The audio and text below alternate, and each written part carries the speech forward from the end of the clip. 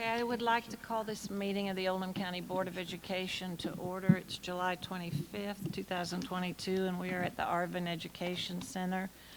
First item of business is to approve an agenda. Superintendent, any corrections or additions, sir? Just to make the board aware that you have a supplement for available to you for action item N regarding tuition. Thank you, sir. So motion to approve the agenda, please. Made by Mr. Dodson, seconded by Mr. Kehoe. All those in favor? And that's 4-0. I am going to ask Miss Ann Corson if you would lead us in the Pledge of Allegiance. Pledge allegiance to the flag of the United States of America and to the republic for which it stands, one nation, under God, indivisible, with liberty and justice for all. Thank you, General Counsel. Superintendent, we're ready for the treasurer's report, sir. Yes, I'd like to invite Ms. Anderson to come forward, please.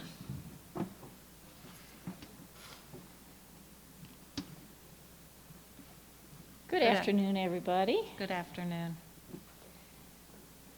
Today we have the treasurer's report for the month of June, which is also the activity for the complete year, except for some of the year-end activities that will be required for the final AFR and the auditors to get to modified accrual. Right now we're at cash basis accounting, and the next additions to the June financials will be for modified accrual. So we begin on page 1. Our beginning cash balance was $42 million, and our ending cash balance was $34 million. The interesting thing is food service this time, last year was $1.7 million balance, and daycare $1.9 million. So we've had significant increases in those balances due to the grants that we are getting from the federal government, and I have noted that also in the AFR enclosure as well. The activity for school funds has not been updated for this year's activity, but that will be updated for period 13. In the next section, under the bonded construction funds, when I compare this to last year, the new item is the East Oldham Buckner Elementary renovation that began. We got the bonding in the fall. On the following page, we have the cash balances by fund, and on the page following that, we have our comparisons over the last several years. As we look at the first line item, general fund revenue, and compare that to budget, we are slightly ahead. So that's good on the revenue side. On the expense side for salaries and benefits, we are pretty much on budget for that, so that's good news. And as we look at the revenue sections below, again, we are very close to budget on those items as well. On the following page, we have the detail of the revenue accounts.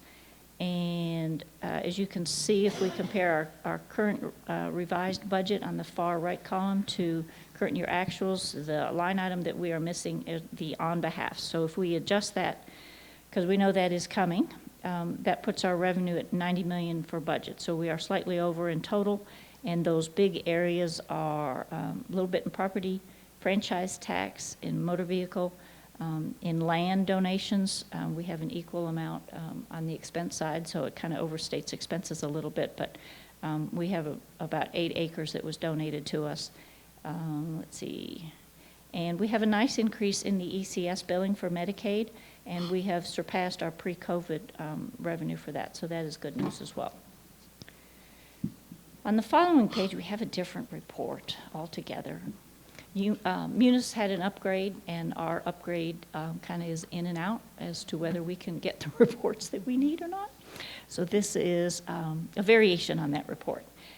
What I have done on this, just to give you a little bit extra information, we've still got our 4 years in the budget, but I have pulled out some of those expenses or revenues that are unusual. So as you can see, I pulled out $2 million for our fiscal 20 fringe benefit bonus. I pulled out the on-behalfs that had come in fiscal 21 to make it more equivalent to the other years. And in this current fiscal year, I pulled out our fringe benefit bonus. So as you look at that bolded line, salaries and benefits, you can see we went from $71 million to $73 million, and then to $75 million. So steady increases in each of those years, about 2 to 3% each year. And this year, we were flat prior to having the bonus with those salaries. And it does leave us a little bit below budget if we pull out that bonus. So that's good. As we go to this next section, it's a little bit difficult to compare fiscal '21 expenses because of that SEEK grant replacement that we received. But if you look at the line item that's bolded again for operational expenses, you can see 14 million, 14 million. Then we had 12 million, even if we were to add back those expenses from the COVID grant. And really, that's reflective of a lot of costs that we didn't incur. There wasn't travel, the bus was less, gas was less. And now this year, we've had a $4 million increase in cost. So we've restored some of those expenses that we used to have, and we are starting to see the beginnings of inflation. We have a 3.8% increase over last year, and everybody's probably aware that we've got 9% inflation currently, so we expect to see increases in the coming years. Let's see what else I wanted to add.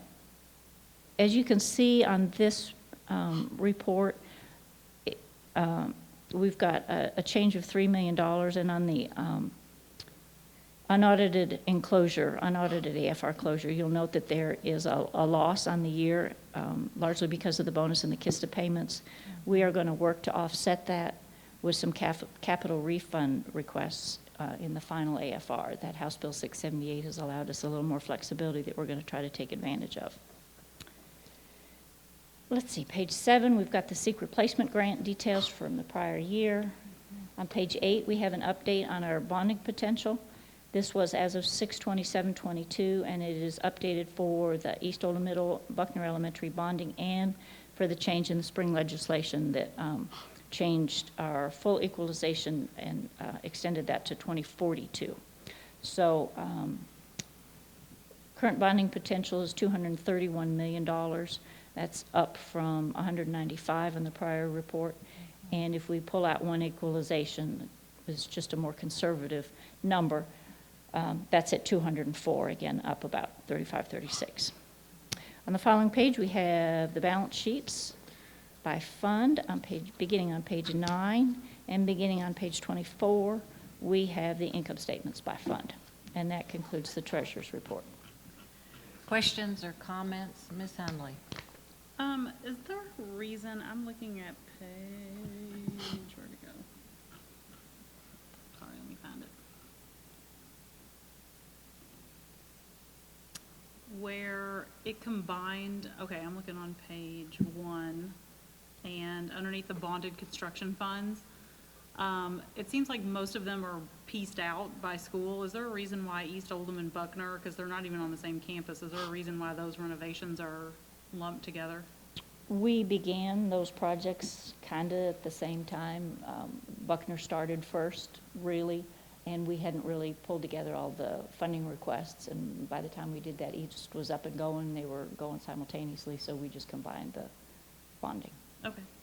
Could we look at them separately going forward? Or 9 times out of 10, we separate it because I want to be able to close a project, and this just Correct. wasn't possible. It also gives us a better deal on the financing if we combine 2 things together rather than paying double the cost for financing. It works out to be a better deal for us. Understood, but per Ms. Hundley's request, could we look at the financing separately, please? Thank you, Brent. Superintendent, did you have something you wanted to add, sir? Yes, ma'am. Just wanted to share with the board, as Ms. Anderson pointed out on page 8 with our bonding potential, she referenced the state legislation increased equalization on one of our nickels from 25% to 100%, and that so therefore it increased our bonding potential and our ability to be able to support our schools from a facility perspective. That is a different, as you know, as our board knows, that's a different pot of money that we have to support our facilities, but we cannot use those funds for salaries for staff. Thank you for making that note. Any other corrections, additions, questions? Motion to approve the treasurer's report, please. Made by Ms. Hundley, seconded by Mr. Kehoe. All those in favor? and that's 4-0. Bills and claims, please. Bills and claims begin on page 81, and it's a list of the bills that, since we last met. So you can see we've got 651 invoices for a total amount of almost $9.1 million. This time last year, we had $9.3 million, and this $9 million does include the summer payouts of all the contracts through, salary contracts through 6/30. And following that are the detailed invoices and commentary. Yes, they are. Questions or comments? Anything to add, Superintendent? Motion to approve bills and claims, please. Made by Mr. Dodson, seconded by Mr. Kehoe. All those in favor? And that's 4-0. Thank you, you. Ms. Anderson. We have one set of minutes to approve, board members, and those are from our monthly meeting on June 27th, 2022. Corrections or additions? Motion to approve. Made by Ms. Hundley, seconded by Mr. Kehoe. All those in favor, and that's 4-0. All righty, Superintendent, we're ready to, for your notice to the Board of Personnel Actions, please. Yes, just make notice or make the board aware of personal actions as presented in your packet. Any comments, board members? All right, thank you, sir. We are all ready for the consent agenda, which is items A through I. And I'm going to ask you for your recommendation, sir. Yes, ma'am. Recommend to approve. Motion to approve, please. Discussion period on one of those items. Is there discussion? I spoke with Ms. Anderson a little bit earlier today about the fundraising and donations. I still think we need to review our policy on fundraising. There's some schools out there that aren't following our policy. So if you could make that note to the athletic director and make sure they're following that policy, and if they're collecting receipts, giving to the individuals who are buying things. Okay. Is there something in particular that you are concerned about? I'd rather not say. It's no. Ms. Anderson knows. So would you like to abstain on approval for the consent agenda, Mr. Kehoe? Just for that reason. Yeah. Motion to approve the consent agenda, please. Made by Mr. Dodson. Seconded by Ms. Hundley. All those in favor? And that's 3, with 1 abstention. Superintendent, or you can record it as an opposition. It's egal.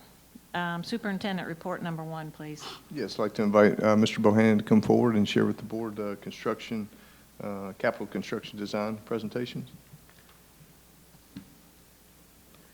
Good afternoon. How are you all?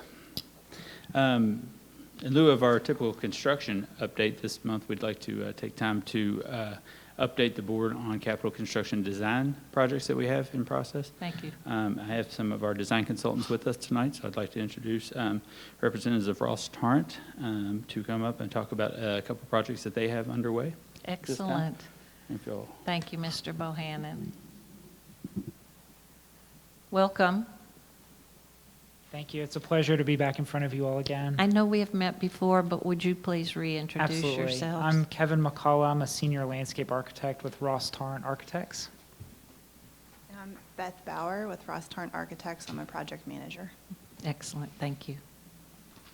Thank you. So we have a few projects that we'd like to share with you all tonight. So that's why we're starting off with various projects.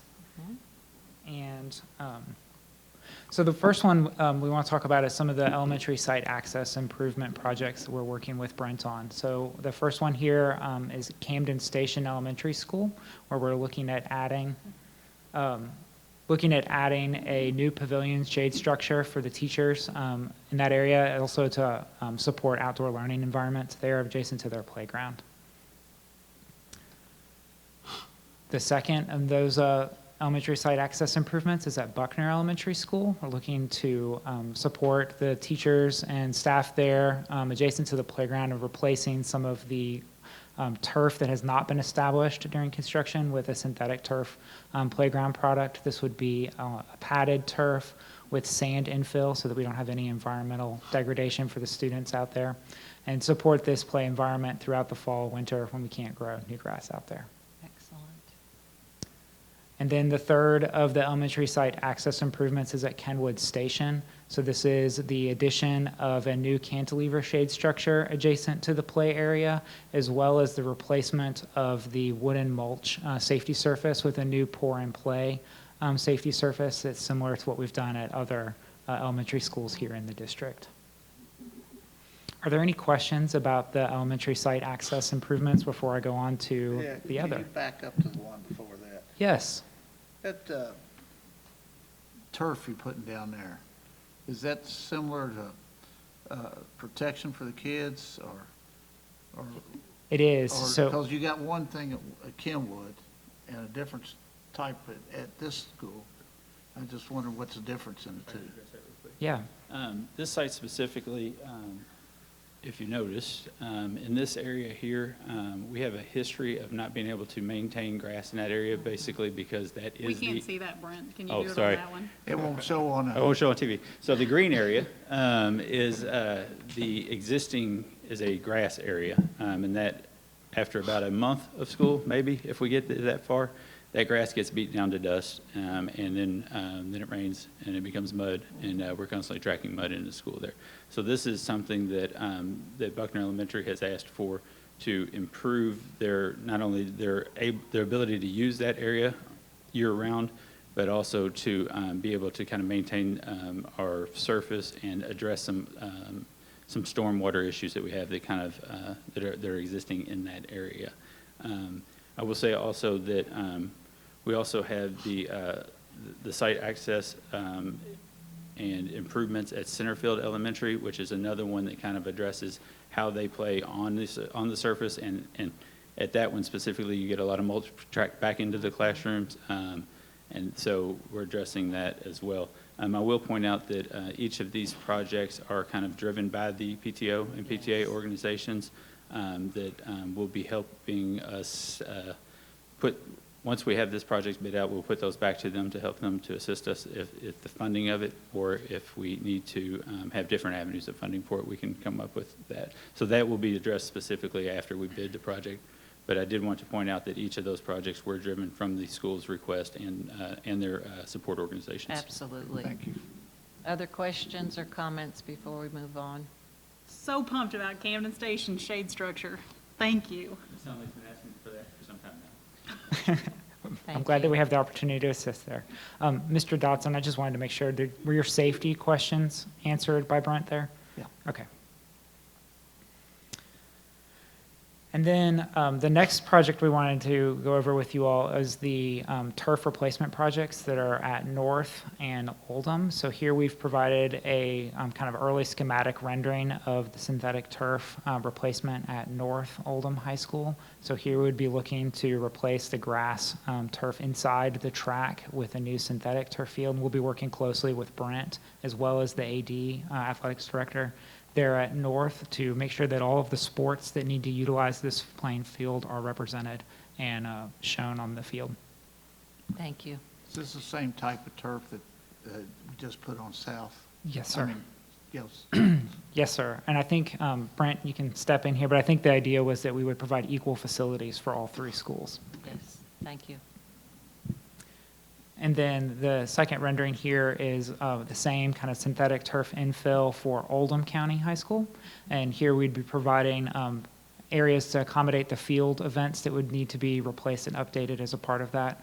We're also showing a new ticket booth and an entry access there to replace the, and improve that Yeah. access point to the facility. Yes, thank you. And then the We- last one is South Oldham, and I'm going to turn over to Beth and let her Okay. talk through that. Thank you. So at South, this will actually be Phase 3. First, the field has been replaced, and then currently the field house is wrapping up construction. So for Phase 3, we're looking at 2 buildings. Over on the left side, that's the new concessions building, and on the right side, that is the new ticket booth and entrance, which will be very similar to Oldham County.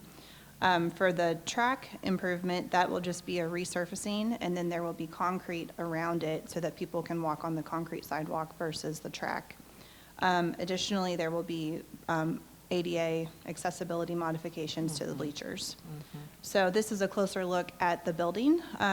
For the concessions building, this is on the right, it would be a two-story building because of the grades there. The lower level, which is in the middle, that would be a locker room with about 45 lockers for students. And then there would be a restroom with toilets, sinks, and showers for students to use. Additionally, there would be storage at both the exterior and the interior. At the first floor level, which is on the same level as the field, that is where the concessions will be accessible to people.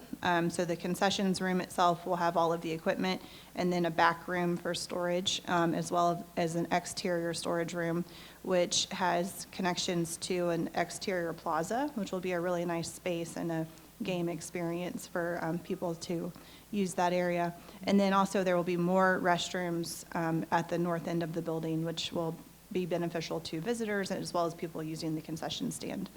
Over on the left, that's showing the ticket booth. It would have two windows, one for home and one for visitors, and then gates on each side that can be locked. And then this is showing the modifications to the existing bleachers. With our field house project, we did replace the press box already, so that's a big improvement. And then with this project, it would be renovating the stairs and ramp, turning the stairs so that the sidewalk for people to walk on will have an area, and then having a space for wheelchairs off the front of the bleachers. Can I ask you a question about this bleachers?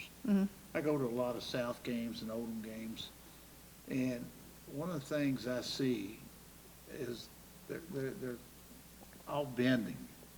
You know, kids run down the bleachers instead of down the steps. Is there any way you can get a more sturdier bleacher where that won't destroy every time they run down through there? The benches could be replaced, but that's not part of the scope here. It's just the ADA modifications. That, I know exactly what you're talking about. Each year when we do a bleacher evaluation, one of our contractors that does that work identifies areas that has excessive damage, and then we are also in discussions with the school about certain areas where if you have a student section, specifically at South, moving forward, is whether or not we need bleachers in that student section. If they're standing only, if they're standing the whole game long, instead of them standing on the bleachers, why don't we just open that space up so they can have standing room on the landings instead? So as those get damaged, we replace them kind of as we go. I will say that they get damaged quicker than we can replace them, but we try to keep up with those on an annual basis. I was just wondering if there's a heavier Gauge material. we can put on the ones as we replace them. I would say we'll look into the heaviest gauge they have, but I will also say that no matter how heavy gauge we do, it's going to get torn up at some I'm point in afraid time. somebody's So, going to get hurt. I understand. When those bleachers are sticking up. Did you have another slide? Just if there's any more questions about South. If Let me not- ask if there are any questions on any of those three projects. Mr. I Kehoe? do. I had thought I saw in the report that they were going to do some bleacher work at Odom as well, or something in there that was. not mentioned. I think we were referring to some of the site, as well with the turf replacement project, we'll be addressing a variety of site issues that are existing currently. Some of those Beth talked about with the entrance access. There's also some auxiliary buildings that will be addressed specifically on this side of the field. And then any of the irrigation and I think we had the field goal replacement will be a part of that as well. So we'll be addressing as many of the stadium field issues as we can with this contract. And then if we have any stadium bleacher issues, those will probably be addressed by a separate contract. Okay, so prior to, and let me get my facts right here. This is L1, 2, and 3, correct? So I support L2 and 3. Prior to this meeting, I was going to see if we could table L1, but I decided not to. After my vote last month. I'm sorry, could you read out for everybody what L1 and L2 is so that So L2 is, I think, the middle school and the elementary schools. Okay, And then L1 is just the high schools. gotcha, okay. So I was going to see if we could table this, but I decided not to. Last month, I kind of regret voting for these projects because with the building committee coming together, I just feel like we're rushing into this expense. This is $7 million, not this L1, but the other is. In conjunction, all of them together, yes. And I just wanted to see the whole allotment of everything. You had talked about the entrance. I know the Chris Landers Foundation is having the entrance as well. How Yeah. is all that going to tie in with everything if we're approving bits and pieces and kind of jumping from one thing to another? Right. Well, I'll remind the board, this is the schematic approval of those projects to get into the design of those. Some of them are a little bit further developed than others because of the timing of those. Similar to the elementary school project, these are driven by the athletic programs and the booster programs at the school. A lot of these things that we will be addressing have been requested for some time through those programs. And thankfully, the board has opted to opt into House Bill 678, which gives us the opportunity to take advantage of that, that legislative change. However, that legislative change is on a pretty strict timeline. So the kind of the urgency to get these projects on KDE's books, so to speak, there is a ticking clock on that, so to speak. So there could be some overlap where this building project that you guys are working on, where we're going to add things to these projects possibly. Yeah, and when we develop into the design development and the construction documents, we'll come back before the board with a little more detailed of this building's going to go away, the irrigation line that runs out to the practice field at Oldham County High School is going to be replaced. We need to replace the hydrant out there that waters the practice field. That type of detail will come forth in the next coming meetings. So and I'm mentioning Oldham County High School because we spent quite a bit of money a couple years ago redoing the field over there with the Ryegrass, crabgrass. yeah. Were they in support of this? The overwhelming support was kind of at each level was the flexibility of being able to use that field for all student athletes. In particular, at Oldham County High School, we're pretty restricted on to how many times we can use that field a week because of the turf, of the ryegrass. So being able to replace that with turf gives us the ability to not only use that for football games, but also to use it for soccer games and field hockey and lacrosse without creating an issue where we have to stay off of it for a week and let it recover after a Friday night football game in the rain. Currently, we have to kind of let that field recover from that event. So, yeah, I think overall the schools and the athletic programs have been very on board with this. I have not heard any opposition yet.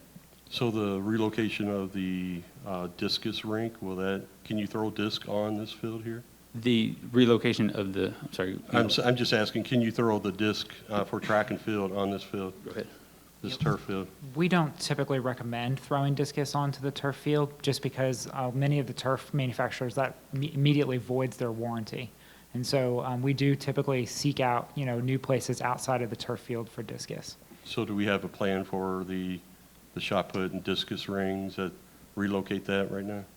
So I believe shot put is actually currently located outside of the. It is. It's back in and the so I rear think corner. as Brent and I have talked, I think there is options and places we're exploring locating discus outside of the turf.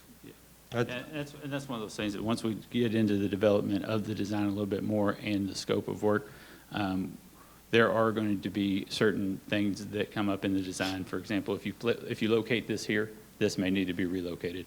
That type of stuff will be coming forth to you all in the next couple months or so.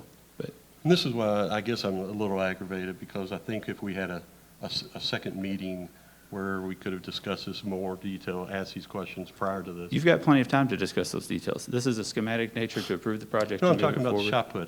That's fine. Nothing in there was about the disc in any of this. So that's an item that was just discovered Yeah. tonight. Absolutely. And we've got plenty of time to incorporate that into the design. Appreciate that input from you. When we get to that point of the site development on that. There will be a couple other issues that pop up. We're like, oh, while we're doing this, we need to, for example, the goalpost. We need to replace the goalpost. That wouldn't have been on their radar without me letting them know that the goalposts are off center. So that type of stuff, when we get into the further development with the athletic directors, Yes. with the schools, we'll be able to identify even more issues that we have listed on this at this point in time. This is just our way of getting to the design development stage, which is still required by KDE that we do the 3 levels of approval. Even though we have opted into the 678, we still are required to submit schematic design development, and construction development. So there's plenty of time for the board to opt in or to point out or to identify issues that you all would like to see addressed.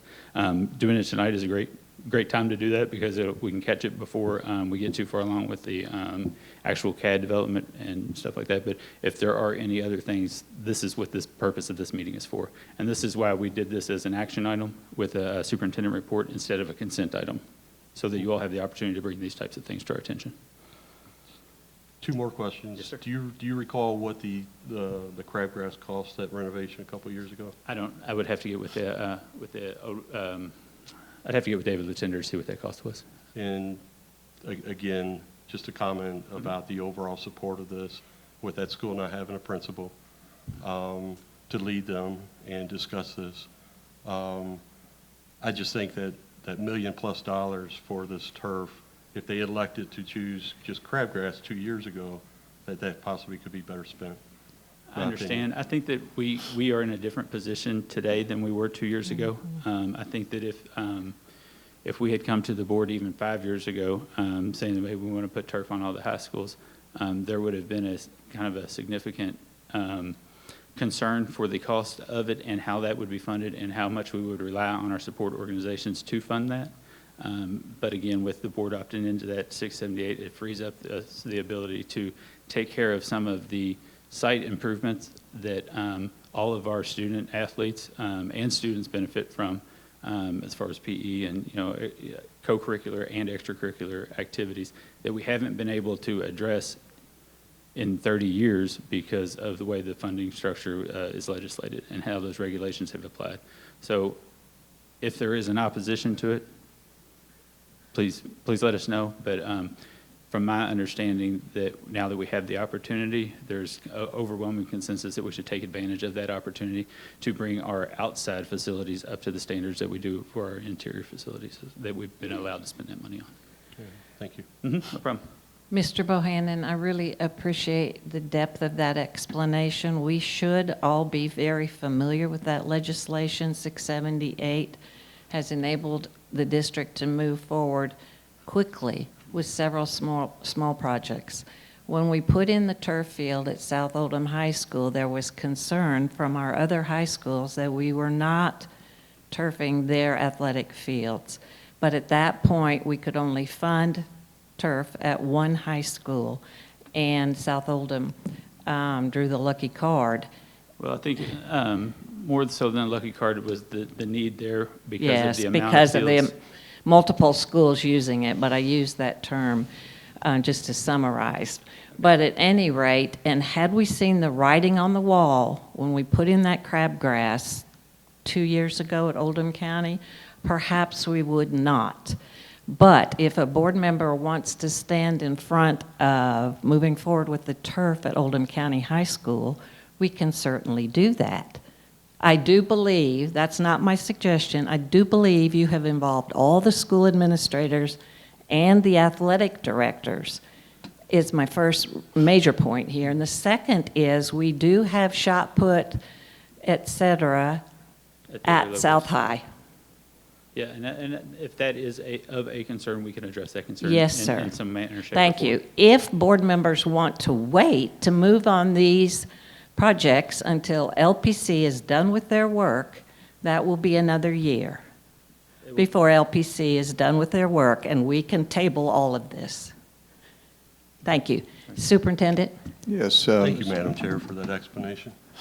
Just wanted to share with the board, just as you heard Mr. Bohannon talk about, of increasing access and opportunity for students, not just in one particular athletic team as an example, but across in terms of students in extracurricular and co-curricular.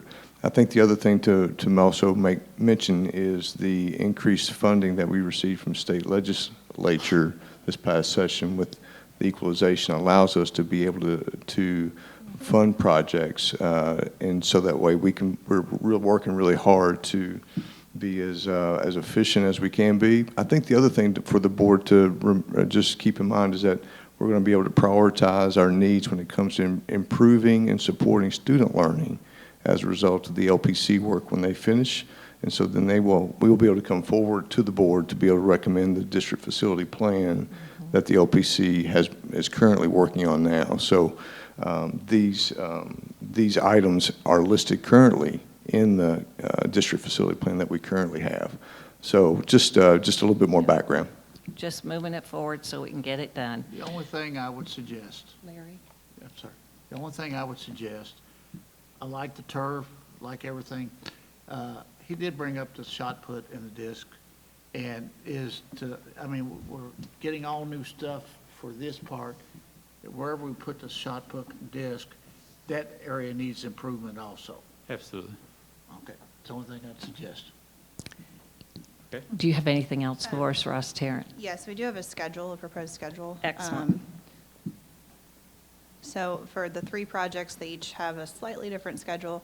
For the elementary site access improvements, schematic design documents are being presented today in July. Construction documents would be in October, with design development occurring in the middle of that, and then looking at bidding in November and construction happening next summer. For Oldham County and North Oldham Turf, again, schematic design in July, construction documents in October, bidding in November, and then starting construction in spring or summer of next year. And then for Phase 3 at South Oldham, again, schematic here in July, looking at a longer design schedule on that one. So that would be in December, bidding in January, and then construction starting next spring. So that's if all it was approved tonight. And any other questions? Yeah. If Mr. construction Dodson? starts next spring, would those fields be ready for the fall? Yes. Kevin? Yeah. Yeah, if the turf replacements inside of the track can be done over one summer. So that, we may have to work with the athletic director to talk about practice facilities for the summer and how we kind of stage those activities. But we do believe that following track season, you can replace the grass field with the synthetic turf field prior to football season starting. Other questions?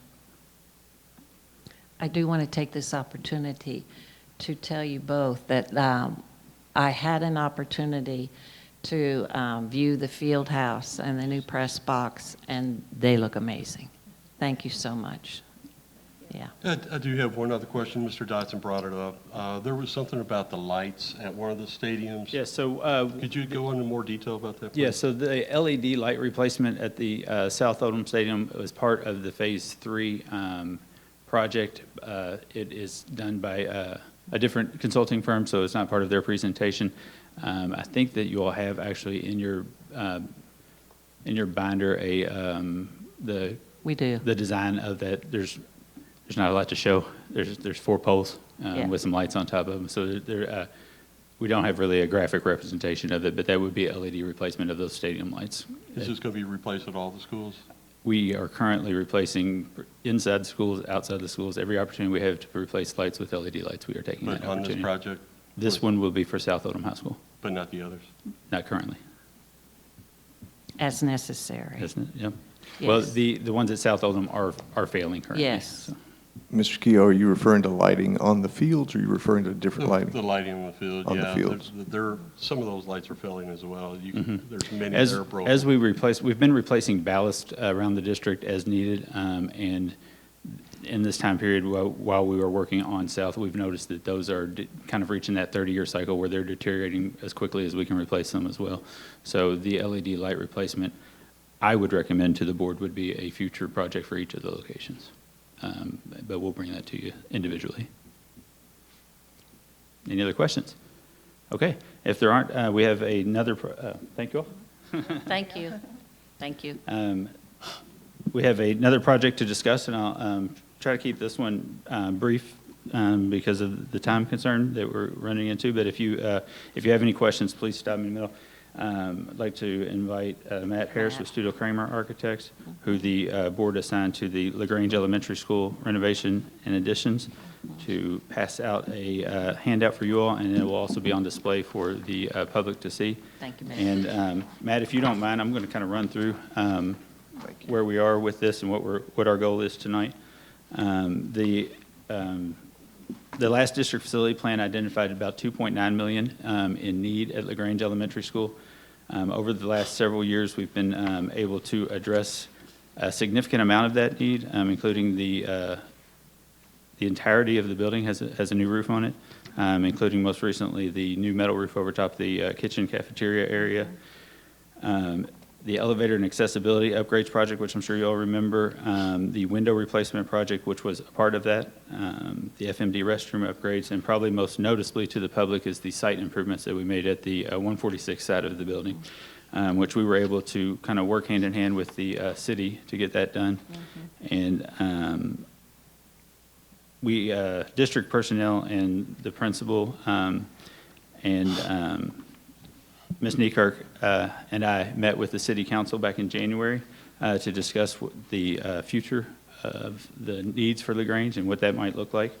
Yes. In February, we had our first public hearing with our LPC, I should say forum, I'm sorry, public forum with our LPC meeting, which LaGrange Elementary School was brought up again.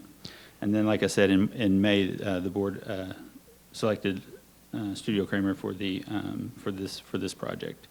The first task that the design team has been charged with is to conduct the architectural and engineering evaluations of the building and the site. This is something that's required through our local planning process, through the district facility plan process, and will be presented to the LPC committee. It also, the next step is also identifying the unmet needs in there as they compare to the model program of the elementary school from KDE. And also what we have with us tonight is to map out the current situation as far as what we're looking at as from a site and building level. And as you can see with the first slide here, one of the first challenges with this school is addressing the multitude of levels. You can see the different colors identified in here. Each are a different level of the building that is represented on one floor, so to speak. There is a ground level and a main level and a second level on the 146 side of that building as well. So that will present challenges as we move forward. We've also looked at the site circulation as it currently is programmed and how they use the site currently. Also worth noting on here is the kind of the limits of the playground area currently. We also have a smaller playground area to the, on this plan would be the northeast corner, which is the corner of Madison and 5th Street. Also, the entirety of this property is outlined in this. I will point out that the property to the west of the tree line of the playground there is board property. I think the board acquired that back in the 40s. It's currently completely treed. There's about a 30-foot drop-off down to a ravine in there, so it does count towards our acreage, use for the school. We would like to utilize that a little better. It's not an ideal space for a building or a structure just because of the topography of that area, but we would like to look into utilizing that a little more efficiently than we currently are. The next slide here is, yeah, if you don't mind.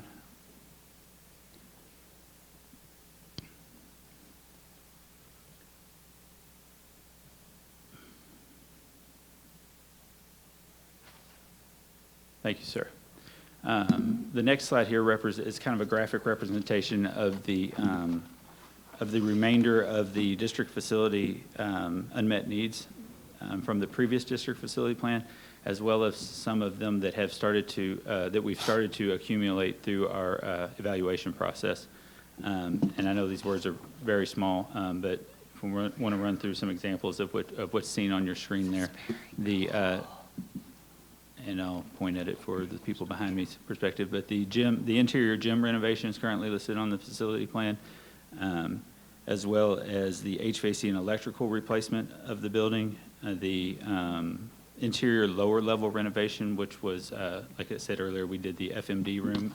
There's also the resource rooms adjacent to that, and that lower level would require HVAC upgrades as well. The cafeteria and enrichment center, we've identified room for improvement in that. I would kind of throw you all back to what we did at Camden Station Elementary. There's actually quite a bit of similarities to some of the issues that that we'd be running into systematically here at LaGrange functionally for the building that we ran into at Camden Station. A lot of the enrichment center space is in the cafeteria. Even though they do have some identified spaces around the cafeteria that they utilize, it starts to put a little bit of square footage pressure on for them to coexist in the same space. So I would probably look to see a proposal to create a separation of that adjacency somehow, a separate entrance for the enrichment center, similar to, like I said, that we did at Camden Station. The administrative offices, we've kind of identified as a need for an expansion. The square footage allotment on that is a little low, but I think functionally it's is more of an issue than actually the square footage. So I think that a reorganization and an addition onto of an administrative suite could drastically improve the user function there. Some other things on this map that don't really have a better way to graphically represent them than a rectangle is we have some underground storage tanks that have been here since God knows when that need to be remediated and removed. An HVAC upgrade that I mentioned earlier that could entail an option that our engineers are looking into is a geothermal conversion. They've identified that parking lot as an ideal location to convert the school over to geothermal like we've done so many other elementary schools. On the planned west side of the kitchen, we have a funky fence around the compactor that needs to be replaced, but we also want to take advantage of that and improve the custodial receiving and with the potential of putting a dock for better reception of food service equipment as well as custodial supplies, food service supplies as well. The playground area, we've done some clearing along Madison Street that's given us kind of a larger play area, but it's also kind of presented some issues that we need to fence that area in and get a little more secure, keep balls from rolling out in the street and getting kicked over the fence and stuff in that area. I'll go ahead to the next slide here. And one thing I would add, Mr. Bohannon, just as you, and to the board, as you mentioned about administrative suite there at LaGrange, also to improve the functionality, the flow of traffic that comes in and out of the building. Just another piece to add to that. Yeah, excellent. So in this slide or sheet on your all's handouts, what Studio Kramer has done is kind of identified the initial scope of the project. As you can see there, we've listed out some of the architectural and mechanical electrical scope, as well as the civil scope that we just discussed there a little bit. And then also identified some of the recent modifications and projects that we have so that we can kind of dovetail that work into the new project. Our next steps forward will be to meet with the school administrators and their administrative team to develop what we call the EdSpec, which is basically, we've evaluated the building from an architectural and engineering standpoint. So the sticks and bricks, we know about that, but we want to hear from them about their usage requirements and what areas they have pinch points or what areas they have a instructional or educational need that we can incorporate into this design. And then the next step after that will be to take those two plans or evaluations and kind of mold those into a laundry list to take to the local planning committee. We have a current facility plan that lists quite a few of these issues, but we'll also be looking to either amend that depending on timing or add the rest of the project to the next facility plan. So what we'll be asking for the board is just kind of an approval of our process here of our master plan moving forward. I will say at this point we've identified the building issues, the site level issues. We will identify the instructional and educational issues with the school. And then at that point, we'll start to develop solutions to that problem. So the schematic design will be the next time we come back to you all for your recommendations, or with recommendations to you. At this point, we are not shoehorning what this project might be. We're not identifying, nothing's off the table at this point as far as to what level of degree things get renovated or additions get added or site circulation gets rerouted and stuff like that. So the next time we'll come back to you, we'll have a proposal on how to address all of those solutions or Correct. situations. Correct. So at this point, you are not asking for any kind of action from the board, just questions regarding this point in the process. Yes, and then the action item today is just basically approval of to continue to move forward with the process. Yes. Thank you. Mr. It's Dodson. not approval of the design as much as approval of the master planning process. Yes.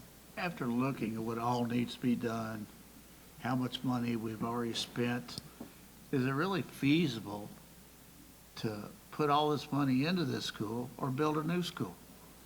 I kind of thought you might ask that question.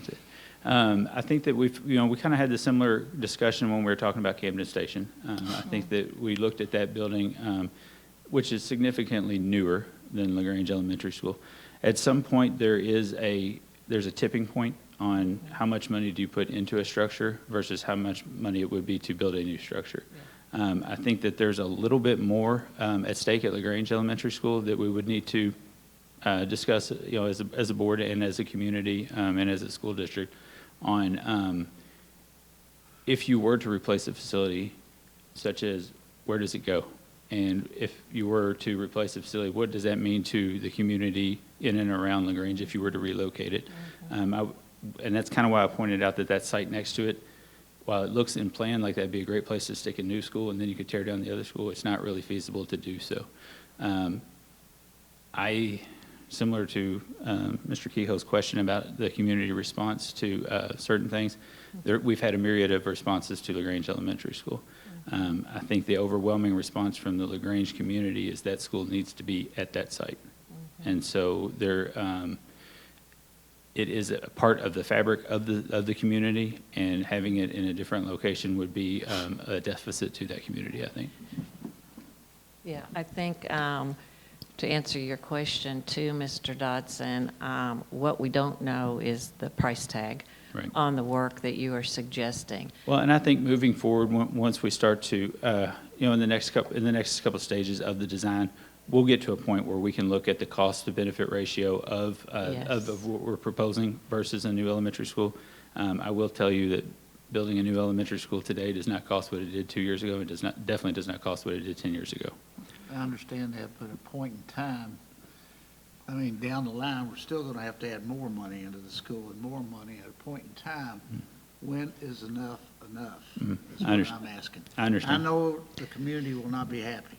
You got a crystal ball, Mr. Bohannon? Well, I think that it's something that, that we need to look at when we come back with the schematic design, and we We might have always- an idea of the yes. cost. Need to see the cost. Because, I mean, at the end Yes. of the day, it's a board decision to make, Yes. moving forward with But this. what you say is absolutely true regarding the community surrounding LaGrange Elementary, and the outcry to remove or replace that school and put it somewhere else has already been huge over the last several years. And I will say, Mr. Dodson, that that's why I did make the point to say that nothing's off the table at this point.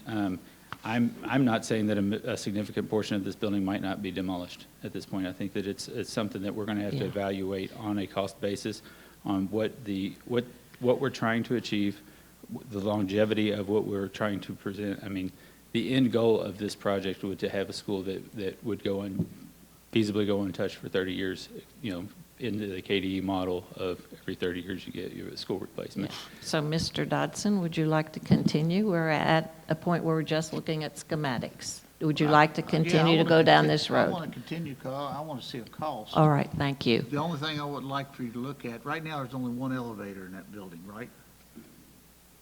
True, With with the lifts as the well. different levels. Yes.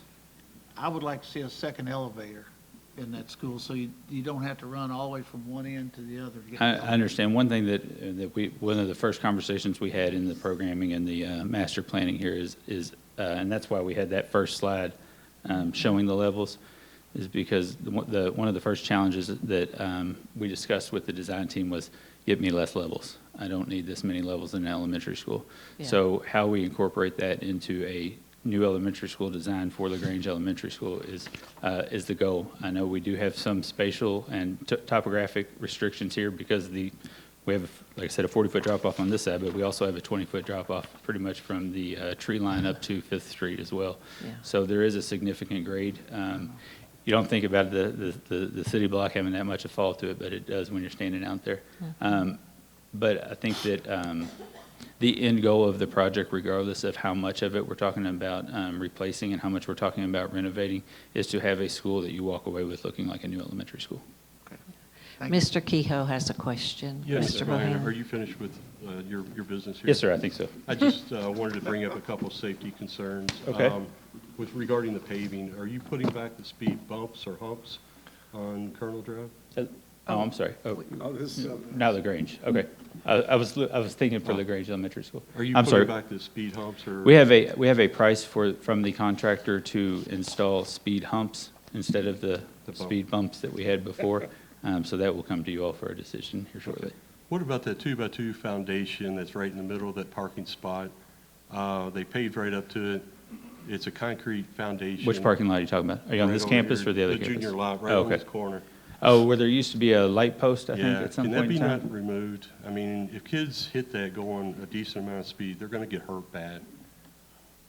I mean, you This paved might be right up something to it. you need to get back to Mr. Kehoe about, I've Mr. sent these Bohannon. questions to the superintendent earlier today and last week.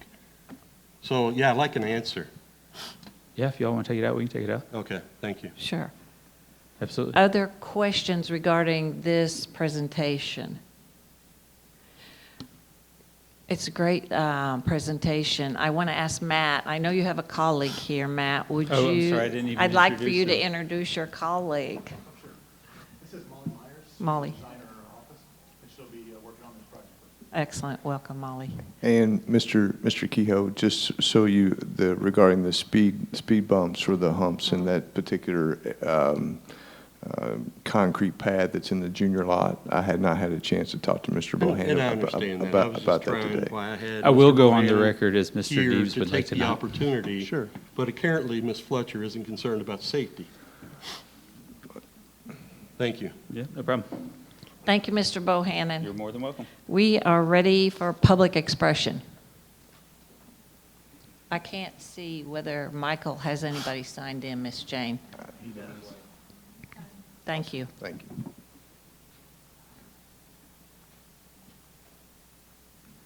Hey, thank you, sir.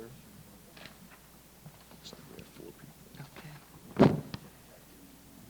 We have 4 persons wishing to speak to the board, so I'm going to ask Mr. Dodson, as he has done all year, to handle public expression for us. Okay, here's the guidelines for public expression. The board will designate a portion of the meeting to hear public comment regarding areas under the board's jurisdiction. Persons wishing to speak shall sign in with the registrar and review the policy on making public comment. The board chairperson or designee will read aloud the public expression guidelines. Speakers should register by signing the sign-in sheet upon their arrival to the meeting. The board will call upon speakers in the order in which they signed in. Speakers shall not exceed the time limit allotted by the board. The board will allocate time based on the number of individuals registered to speak. Public criticism of individual staff members and individual board members is prohibited. Concerns about individual staff performance should be addressed with the staff member directly or his or her immediate supervisor or the board chairperson respectively. Public expression is not a question and answer period. Any question expressed by the speaker will be noted with directives for appropriate administration to follow up. The board, however, reserves the right to respond when appropriate or necessary. What's your all's pleasure? 3 minutes? Y'all agree for 3 minutes? Yes. Allow 3 minutes. Mr. Dodson, the board chair, the board chair skipped a beat there when I was processing, and we have skipped over superintendent report number 2. So with the audience's permission, and those of you that signed up for public expression, I would like to go back and pick up Superintendent Report number 2, please. Superintendent. Okay. Sure. I'd like to invite Mr. Dees to come forward and share an update with you about incentives for substitutes. Yes, Hello, thank you. Mr. Yeah, Dees. hello. So we talked last year, we had to come up with a plan in October for substitute teachers to try to help fill some slots. And we did that through the dedicated sub process, but there were some issues with that and funding and all that. So we went back to the drawing board and said, what else could we do to help with the sub incentives? And so this year, we'd like to propose a sub incentive of every sub who works 10 days or more per month in the 10-month school calendar would receive $100 per month. And that way, they get the incentive each month they work instead of waiting until the end of the year. Last year, we also paid the $750 to anybody who worked part-time for us. And this would actually increase that up to, each sub could make up to the $1,000 in the sub incentive.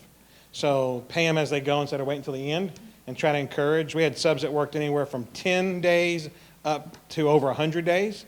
So we tried to find a spot that would encourage them to work.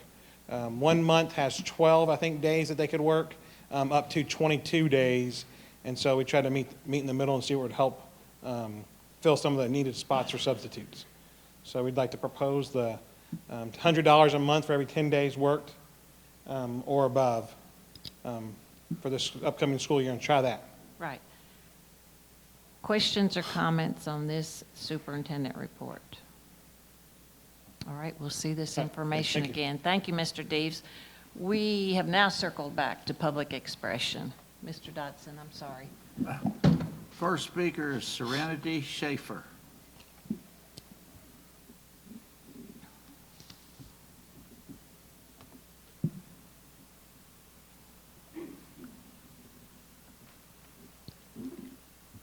Good afternoon. Yes, you can. Hello, Miss Serenity. Hi.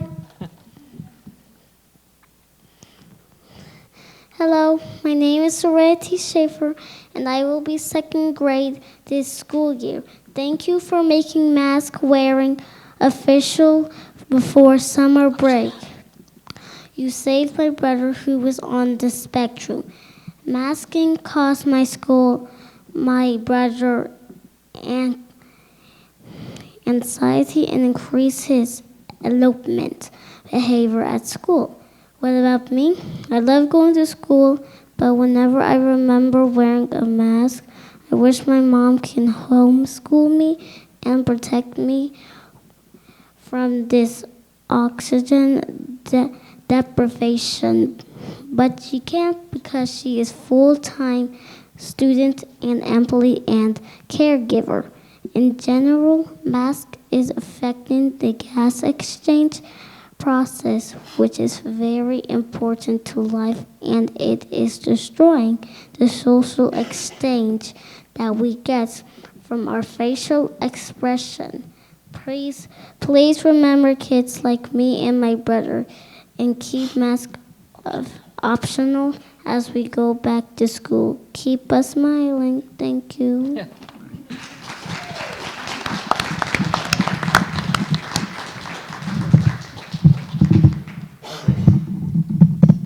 You did an awesome job, Miss Serenity. Serenity, what school do you go to?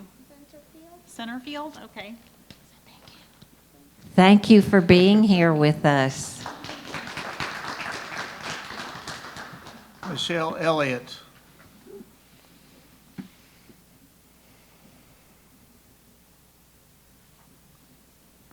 That is very hard to follow.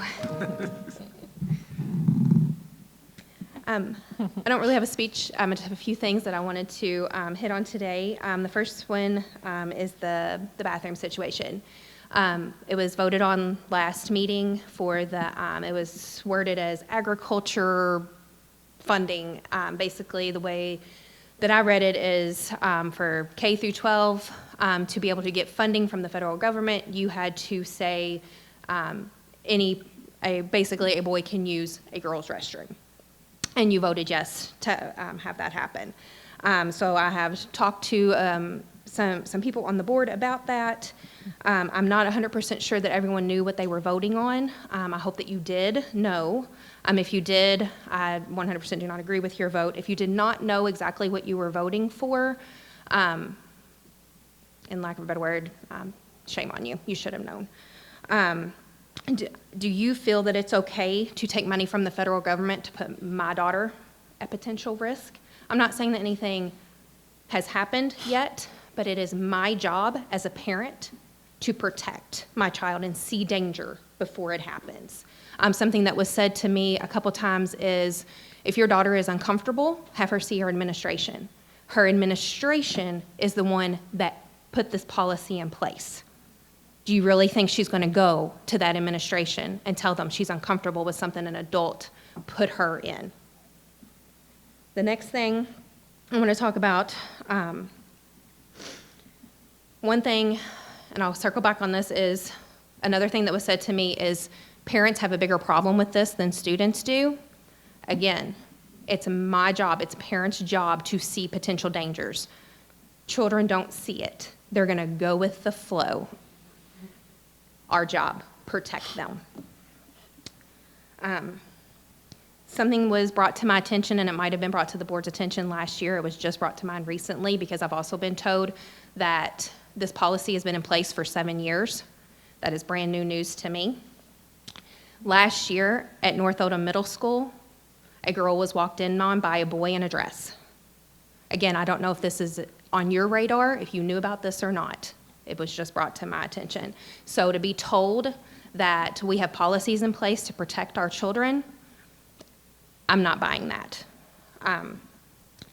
The last thing that I want to talk about is the special called meetings with not working sessions happening every single month, especially if a mask mandate gets presented. I feel that you'll call a special called meeting because there's no working session next month. If a special called meeting gets put on the plate, I am asking that a mass message goes out. When you did the teacher raises, we didn't know that you were doing that. You called a special called meeting. You don't have to let us know. Part of the rules of all of this is you don't have to let us know. Elliott, time's up. Thank you. I'm asking that you do. Thank you. Thank you, Michelle.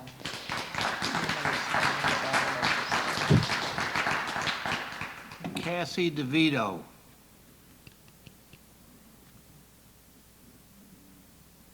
Hi, I wanted to tell you all about my 6-year-old.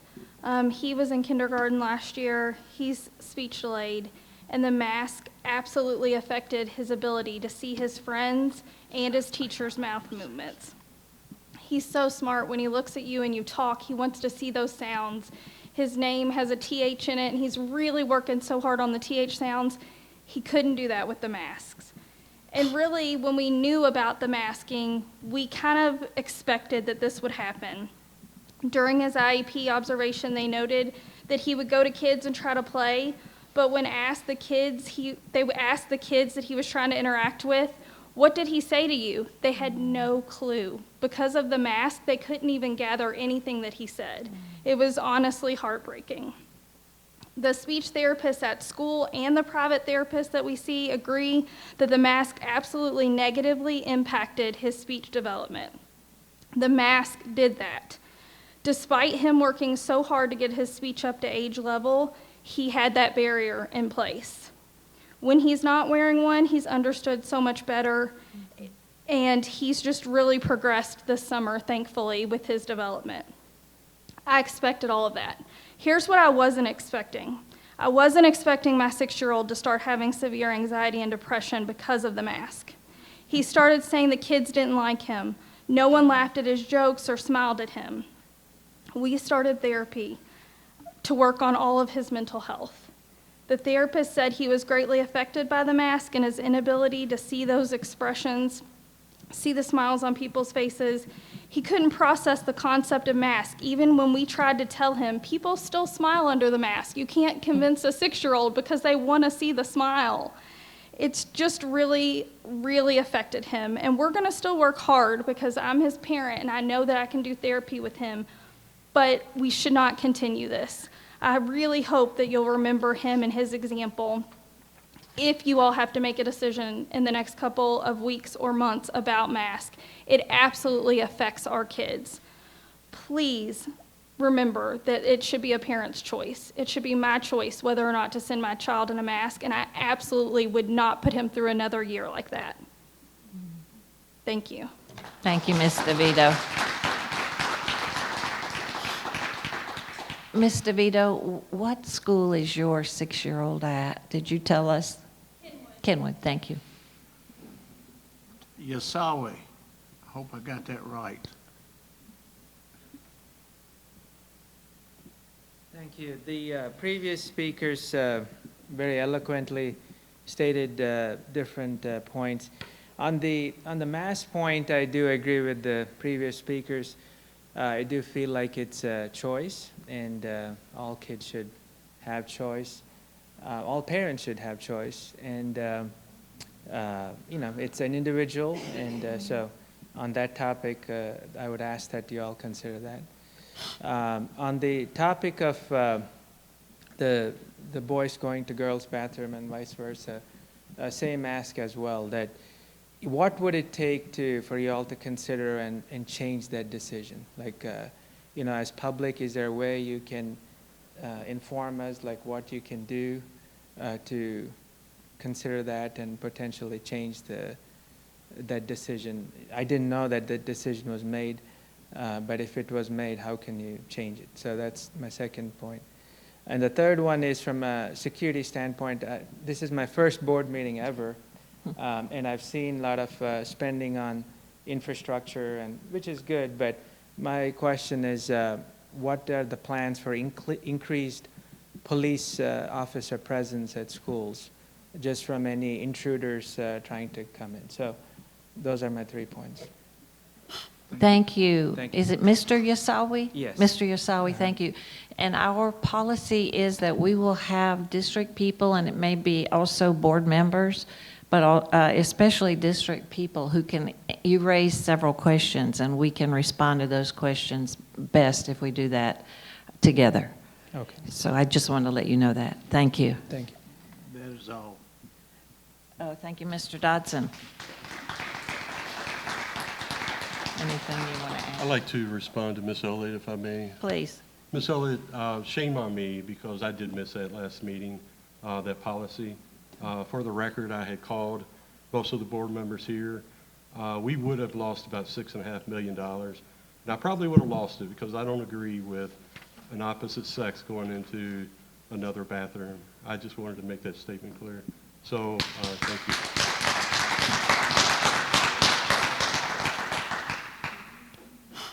Anything else, board members?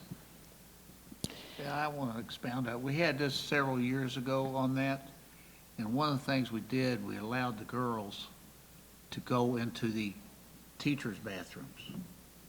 So if they're uncomfortable, all they got to do is talk to the principals, and they will follow through on it. Okay, well, I'm sorry, but rather than get into a back and forth here, we're happy to talk to you, you know, if you want to call or email, but it's more appropriate for us to move along with the agenda, and feel free to reach out to us. Superintendent. And the other thing to add is make sure we have your contact information and your questions. We can take those down, and then we can follow up after the meeting with the specific questions, because several were raised this evening during public expression, and that's certainly would be happy to do that. Thank you, Superintendent. So for 2 persons who signed in, we don't have addresses, and we don't have email addresses, which this doesn't even ask for, but you could give us one or the other so we can contact you. Thank you. Action item J, Superintendent. Yes, consider approval of FY23 school fundraising requests. All right. I think this might be where you had a question, Mr. Kehoe, or? I still want to abstain. I think there's policies not being followed by different schools, and I'd rather abstain on this. Okay. Are there other questions or comments? All right. So your recommendation, sir? Recommend to approve. Motion to approve made by Ms. Hundley, seconded by Mr. Dodson. All those in favor? And that would be 3 with, are you abstaining, Mr. Kehoe, or abstaining. opposing? Abstention, thank you.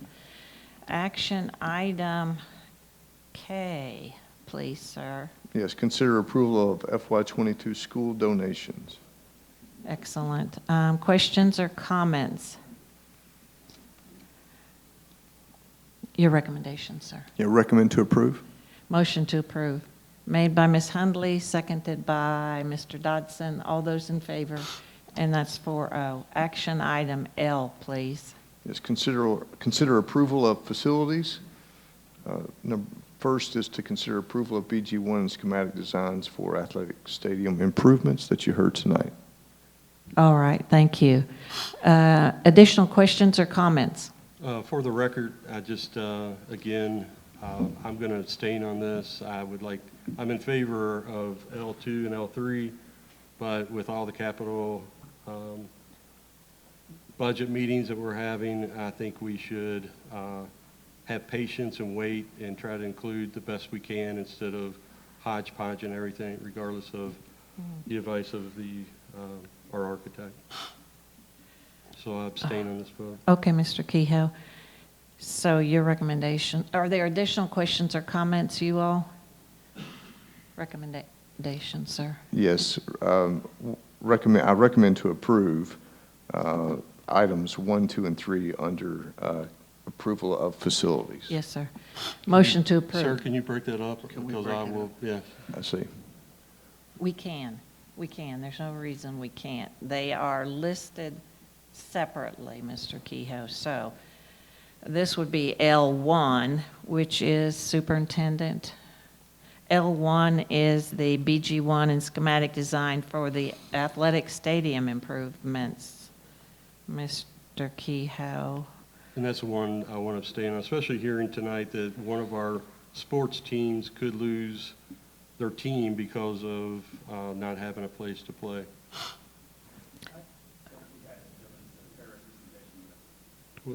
The discus rink. So we're going to put a new one in there? Yeah. Okay. Thank you. As long as you guarantee that. I'm just, okay. There's been a lot of things over there that's been guaranteed and not happened. I just want to make sure that wasn't, you didn't receive what I had said in that manner. We would 100%, we relocate any facility, we will have a new home for it. All right. And forgot that. Okay. So I don't want to get the impression that I didn't intend to do that. I heard that clarification. Thank you, Mr. Bohannon. So do you want to, let's go ahead and I'll call for the recommendation, Okay. sir. Yes, I recommend to approve the schematic design for athletic stadium improvements. So may I have a motion, please? Made by Ms. Hundley, seconded by Mr. Dodson. All those in favor? And that would be 3. Do you still want to abstain, Mr. Kehoe? All right. Thank you, sir. Action item M, please. We have to do L2, I think, Joyce. L2, thank you. Do you want to make a recommendation for L2? Yes, consider approval of schematic designs Thank you, for Suzanne. improvements for various elementary schools as presented. Yes, sir. All right. Motion to approve, made by Ms. Hundley, seconded by Mr. Dodson, and all those in favor, and that would be 4-0. Thank you all. And action item L3. Yes, consider approval of the schematic master plan design for LaGrange Elementary School renovation. Yes, I'm excited about this. Are there any additional questions or comments? Motion to approve, made by Ms. Hundley, seconded by Mr. Kehoe. All those in favor, and that's 4-0. Action item M.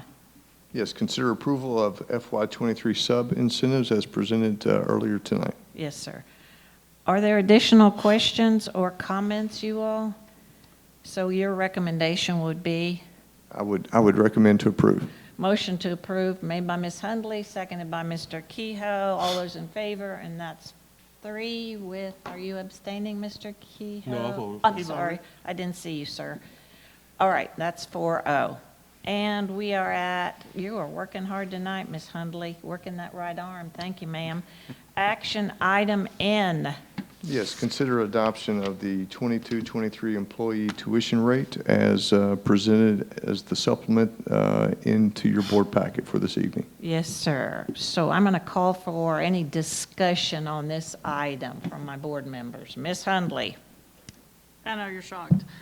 I feel very strongly about charging tuition to our teachers. I feel like it should be free. Other districts around us don't charge for it. We had previously discussed reducing it down to $2,000 and then for every 5 years giving an additional $500 off of tuition. And if we weren't going to be for free, I could support that, but I have a real problem that we're just reducing it by $1,000 for our teachers. I think we need to do as much as we can, and I don't like the $2,200. I would much rather it be $1,500 if we aren't going to take the time to calculate and say we're going to give $500 off for every 5 years. I think we should reduce it at least by half and make it $1,500 for this year. I feel like if we can't go zero, then I would feel way better at $1,500 if we're not going to take the time to give them credit for $500 for every 5 years they worked for us. Thank you, Ms. Hundley. I know there is some sentiment for that on the board, and I think among all board members, we are concerned about charging our teachers tuition for their students. I like the proposal because it's not written in stone, and we made this choice based on the economic information we have right now. And so I say that all to say we can continue to work on this. That may not suffice, but let me ask the superintendent for some additional information. Sure. I'd share with the board that the recommendation that I put forth this evening was really based upon considering the input that we had from our recruitment, induction, and retention committee, that the recommendation of the reducing by $1,000 would just be much trying to listen to their requests and at the same time trying to be as efficient as we can be with the start of school on top of us. And I think certainly that's something that the board can discuss if you wanted to do further.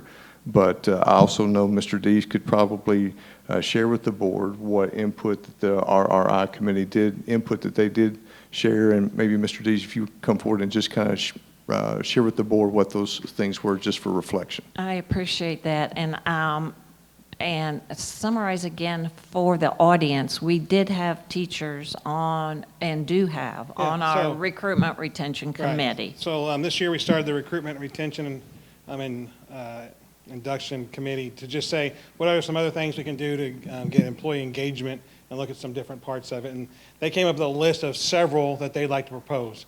And so we started that process in January, worked through the end of the school year, and just kind of went through a systematic way of saying, let's hear from them what we can do. Their first choice was, they did say, hey, is there any way we could do zero pieces on the zero tuition? And the conversation was, we don't know. And they said, well, if we can't do zero tuition, then can we at least look at a plan to reduce it over time? Could we compromise in the middle? And then another group came up within that same group and said, well, if we can't reduce it to zero and we can reduce it a little bit, could we reduce it by years of experience for the retention of people, not just the recruitment? And so the two groups started to come together and came up with, hey, if we can't get A, can we do B? If we can't get B, let's do C, but let's do something to try to help overall. So, I mean, I think they would be appreciative of anything we do. Ultimately, they like it to be zero, just like I heard tonight. But if that's not possible, they'd like to reduce it more. But they do hear what other counties are doing, and in light of employee shortages, I think they would, again, guarantee they'll appreciate anything. But like anything, more is better than, and some is better than none, but more is the best. Is that a good way to put it? So, Mr. Dees, is there any reason not to drop that? And I ask you that, but also the superintendent, to drop that to $1,500? And what is the ripple out effect of the board making that decision? Stephanie could probably talk to a little bit of that. I think some of the ripple is the unknown. I think some people have different ideas of what that ripple could be. Why do some get a benefit, not others? Is it really a benefit if it costs something versus it's zero? I think there's just different discussions. I think some of it's historical, what we always done, and we get in a pattern of doing what we've always have done. So I think I heard that on the RI committee. But if other districts across the state, and I don't know of anybody else, or if they do, it's very minimal of who's charging tuition, of why we couldn't do it. But that's the questions they ask us. And we just talked about, at the time I think it started, we were a high-growth district and didn't have enough seats to put butts in, and you have that piece of it. But times have changed as well over the last 30 or so years that this has gone into place. Stay with us, Superintendent. And I think just recruitment and retention of staff is certainly something that we're seeing. We've had a large turnover. We lost staff today, as you saw in the personnel update. Today's information it was not reflected in your board packet, but it is a concern. And I think at the same time, our staff as a district, we really respect how we have approached this in the past. And certainly this is a change in course of direction. But as we heard from our folks that, with our RI committee, that was the ask to be able to.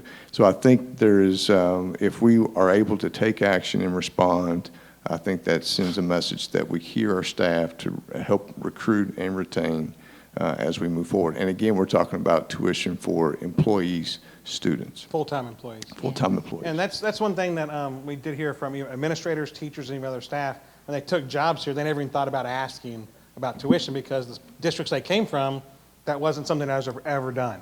Yeah. And so they accepted the job, and then they brought their kids and didn't know tuition was part of it. They just didn't know to ask. And so Yeah. that's just something that That's a most good people point. in other districts, you don't ask as you go through the hiring process. Yeah. So we have had a few conversations on this issue as a board. And the figure that we discussed, instead of being able to eliminate it completely right at this point in time, was to drop it to 2,000 or drop it to 22. 260. Yeah. No, to drop it to 2,000 and then $500 off for every 5 years you worked. Well, That's that what was- second piece, we weren't in agreement with, Ms. Hunley, but let me just summarize. Well, some people weren't in agreement with ditching it or reducing it at all. So I'm just trying to understand why, it's, according to my math, it's we have 55 kids as of the Yes. last time we had the I discussion don't think we whatever. have that many anymore even. I think we've lost some of We those did teachers. it based on but on what we Yeah. would have had at the time the RI committee was, we had 41 staff with 55 students. That's right. So just based on, I'm trying to summarize the feedback I got from board members when I reached out to everybody last week. And so the 500 per every 5 years decrease, you did offer that as a suggestion, but I didn't have full agreement from that. That's all I'm trying to summarize, is the feedback that we had at that point in time. Now, since then, we have lost a few more teachers. Yes, I can't tell the board that that's directly related to tuition. However, I think it's being able to, what we do now and how we start the school year and then the action and being prepared even for the year after this year, that's is the request. I think the difference, if the board's considering more than $1,000 less, or reducing it by $1,000, if we reduce that further, if the board wants to take that action, then it's just considering the difference of of that difference, if it's 1,000 or if it's 50%. I do think that my recommendation would be that the board takes action because of what the ask has been from our staff, and they know that we are listening. Yeah, I think we are all in agreement that we need to move forward and do something. And we do need to take action on the current recommendation. I need to ask one question. We will, but then if it does not get approved, I'll call for a separate action, superintendent, or a recommendation, okay? Mr. Dodson.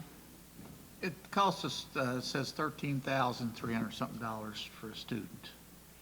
And and I'm playing devil's advocate here, so we can get both sides of this. So when we bring students in where the teachers do not live in the district, we're not getting any tax money off those teachers, off their property in our county that would help pay the 13,000. So technically, as a school board, we're losing money doing this. Now, to keep teachers, maybe we need to. But if you look at the difference between 13,000 and 5,000, that's $8,000. Well, and actually, we've been charging our teachers 3,000, roughly 3,000. We give them an additional. So the RI break. committee just asked, I just want to put their word out there since they had the committee. Their thing, if a home right now doesn't have kids in it, they pay the same tax as a home if somebody moves into it with kids. And so that's tax dollars being paid unless it's a brand-new home being built in the district. So that's their question to me that we have to try to explain, and that's just the whole SEEK and how, we're a growing district, but if somebody moves into a home that had kids in it, they pay the same price somebody who doesn't have kids on the property tax. So that's one of their questions that they have of us that we try to answer and talk about SEEK and everything else. That is and how that true, puts and out. we will hear from those folks in the fall. Correct. Other questions or comments? Mr. Kehoe, we have not heard from you. Do you want to share? Sure. As you mentioned, we have had communication regarding this. I sent an email to Jason Radford, Dr. Radford, about this communication process, and I felt uneasy about this process. It was through text, and I felt like I was trying to be requested to give an answer that was not discussed in an open meeting that we normally have, that's been taken away from us. So I didn't give an answer, and I think you were upset that I didn't give you an answer. Since you asked, I think we should go with zero tuition. I think it's a tool in our toolbox that we can use for retention and something that we can go on further with. Thank you.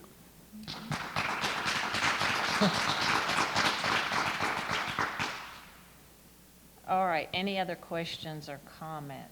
And we may be stalemated because we only have a board of 4 members here tonight. So keeping that in mind, I'm going to ask, are there any other questions or comments?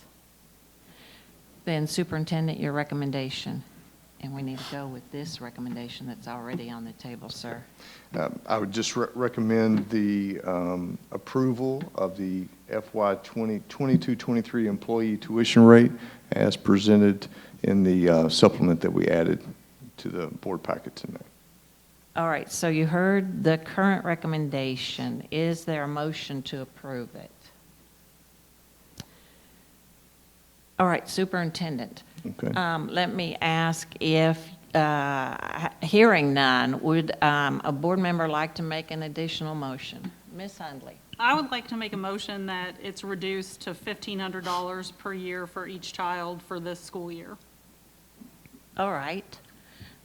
So we have a new motion on the table. I'm looking at my GC to make sure I'm not totally screwing this up. Is there a second for that motion to reduce tuition to $1,500 per student for the current school year? Can I ask one question about the motion? So, sure. Now, are you saying just to $1,500 or the 500 over 5 years? No, because the 500 every 5 years was taken off the table already. So I'm saying everybody I mean, pays. are you adding it to your motion? No, I'm saying $1,500 flat rate for everybody. So, okay, do you want to make the second to that motion?